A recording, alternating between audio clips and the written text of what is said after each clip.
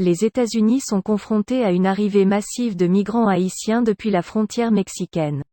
En réaction aux expulsions inhumaines ordonnées par Washington, l'émissaire américain en Haïti a démissionné. C'est une scène filmée il y a 2 jours à l'aéroport de Port-au-Prince, capitale de Haïti. Des hommes fraîchement débarqués d'un vol charter depuis les États-Unis tentent de récupérer leurs effets personnels. La politique américaine en matière d'immigration, notamment à l'égard des Haïtiens, fait l'objet de critiques au sein même de l'administration Biden. Dernière illustration en date, l'annonce de la démission de Daniel Foote, qui était depuis 2 mois, l'émissaire américain en Haïti.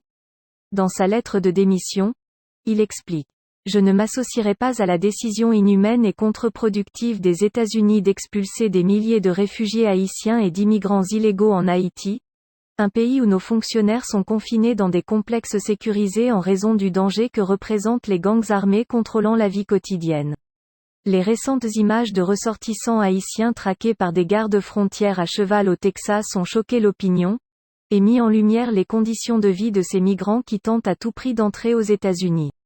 Ils fuient la misère et l'insécurité qui règnent dans leur pays. Certains d'entre eux ont traversé plusieurs pays d'Amérique latine, avant de se rapprocher de l'Eldorado américain. Ils sont aujourd'hui des milliers à s'entasser dans des villes mexicaines proches de la frontière américaine. Les autorités mexicaines se sont engagées à ne pas expulser ces migrants. Ces gens ne sont pas sous le coup d'une expulsion. Nous devons nous occuper d'eux, nous devons voir s'ils ont une demande d'asile, et le cas échéant, les régulariser.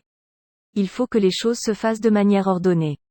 Les États-Unis ont suspendu les expulsions de migrants haïtiens après le séisme qui a frappé l'île à la mi-août. Mais ils ont repris ces expulsions le week-end dernier. Le Texas a renforcé la surveillance des frontières pour tenter d'endiguer l'afflux de migrants sur son sol.